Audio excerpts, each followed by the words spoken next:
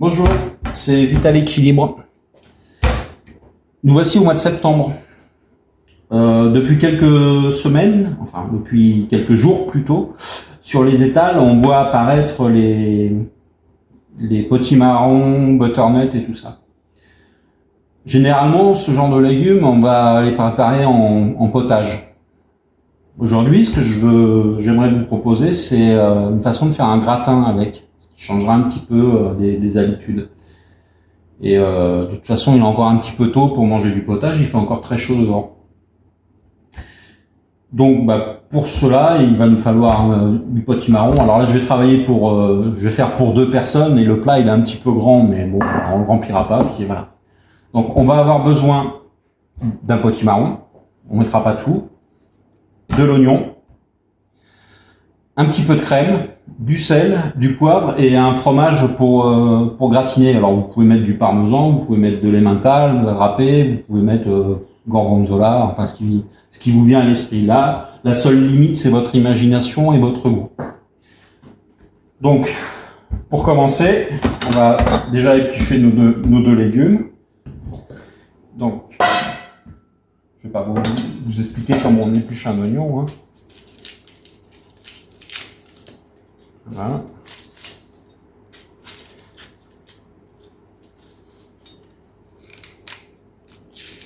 L'astuce pour pas pleurer avec l'oignon, vous savez pas ce que c'est.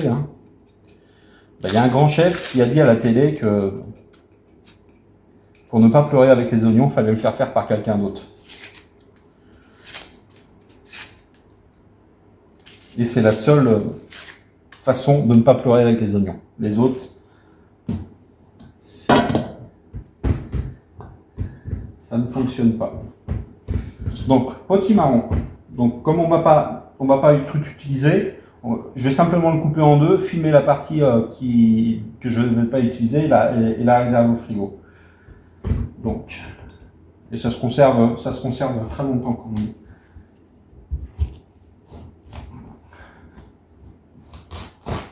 Voilà, donc faites attention de ne pas vous couper. Le mieux, c'est de prendre un couteau à peu près de la grandeur identique. Voilà, donc notre potimarron. Je vais utiliser cette partie, celle-ci je la réserve.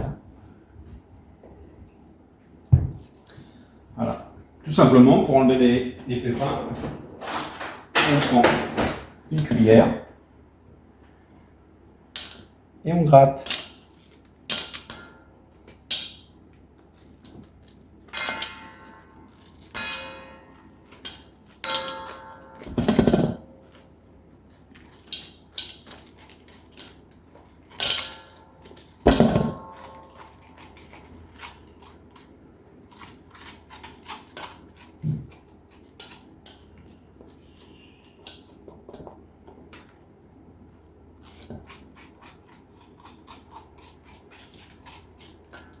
Donc voilà, on débarrasse de tous les pépins.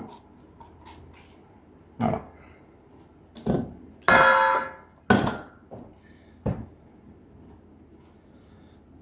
Pour éplucher, alors certaines personnes vous diront que c'est pas la peine d'éplucher. Moi je préfère le faire parce que c'est un coup de poker en fait. La peau elle peut être très très dure et c'est vraiment pas agréable à consommer. Donc pour l'éplucher, vous le mettez bien à plat. Prenez un couteau qui coupe assez bien et là, le plus finement possible, vous tournez autour, tout simplement. On fait attention de ne pas se couper, on prend son temps.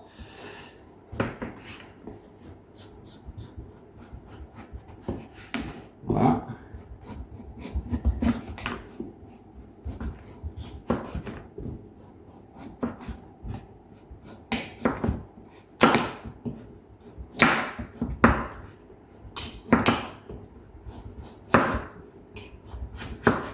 Voilà. Hop, pour la partie du dessus. Voilà.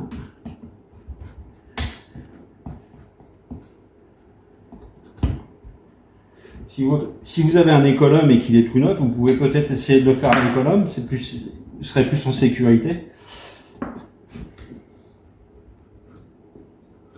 Voilà, hop. Donc, hop, on se débarrasse des déchets.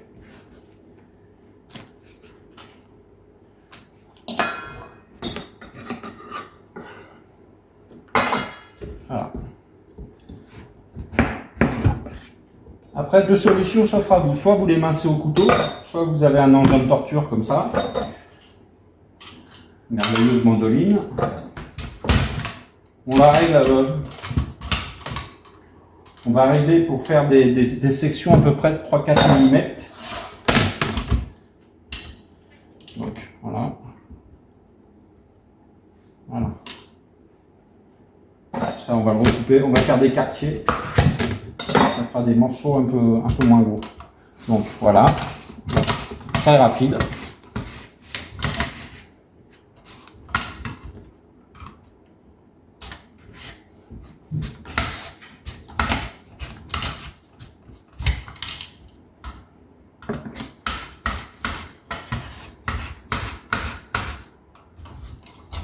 Alors, faites attention avec cette vacherie là. Des fois, on y laisse des morceaux de doigts. C'est secret, la main bien à plat, les doigts tendus vers le haut. Quand la mandoline est toute neuve, normalement, il n'y a pas de risque de coupure comme ça. Voilà.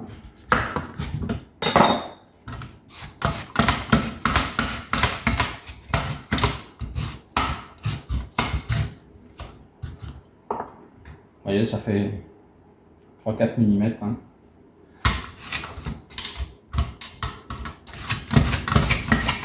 Donc le gain de temps de le faire à la mandoline, il est énorme. Si on devait faire ça au couteau, ça prendrait une éternité. Donc voilà. Hop. On va prendre un récipient, alors identique à l'autre. On place tout dans notre récipient.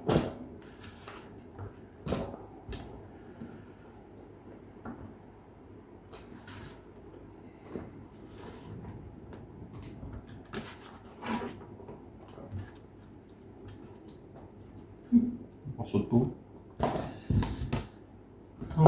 Là, notre oignon. J'ai failli l'oublier. Donc, on émince l'oignon. Alors là, mandoline, ça marche pas trop.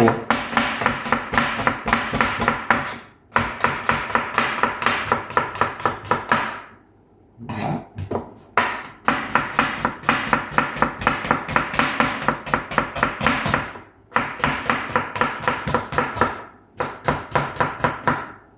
Voilà, on mélange.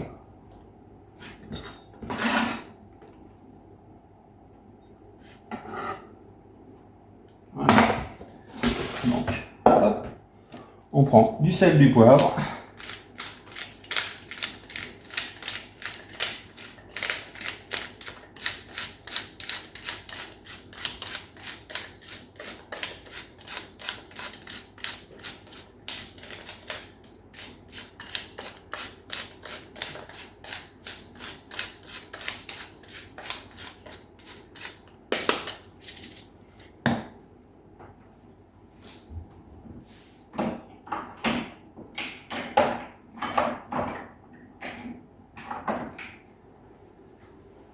Là, aujourd'hui, je vais faire avec du paprika fumé. Le paprika fumé, voilà, tac. On en met un petit peu quand même. Et là, on mélange.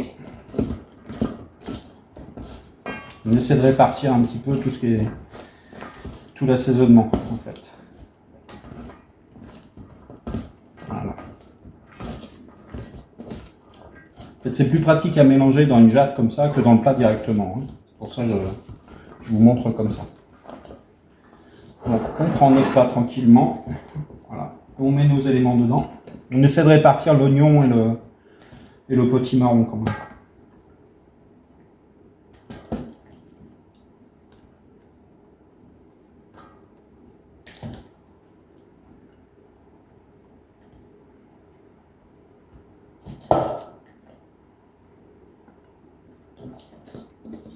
Voilà.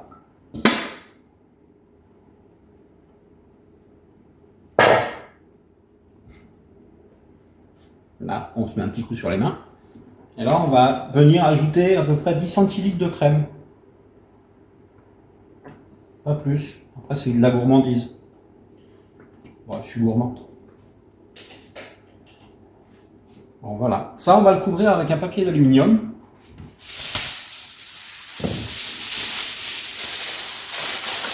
On ferme bien hermétiquement.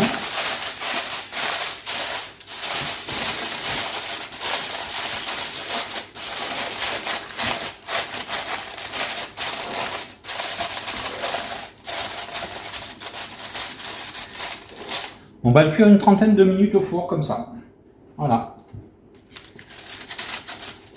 Donc là, notre gratin de potimarron, il est au four environ depuis, on va dire, 35-40 minutes.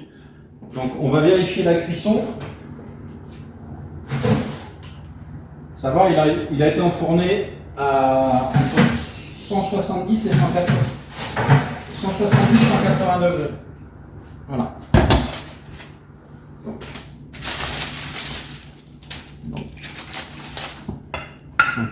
là, il est cuit. Hein. Vous voyez ? Aucune résistance sur le couteau. Voilà.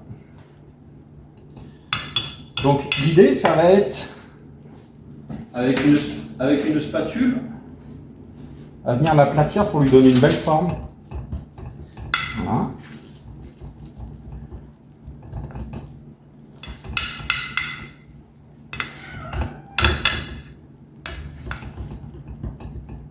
Je ne raconte pas le parfum avec le paprika fumé. Voilà.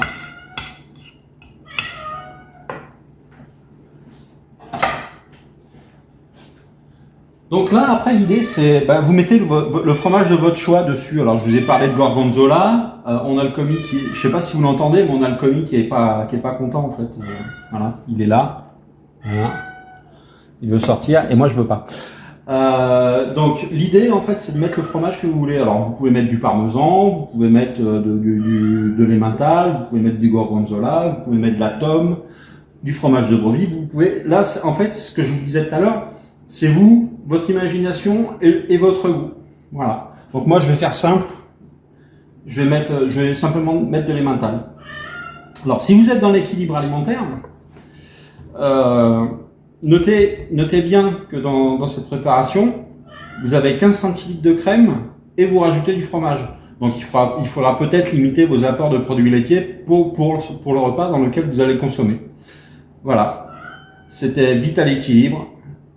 Je vous souhaite un très bon appétit. À bientôt.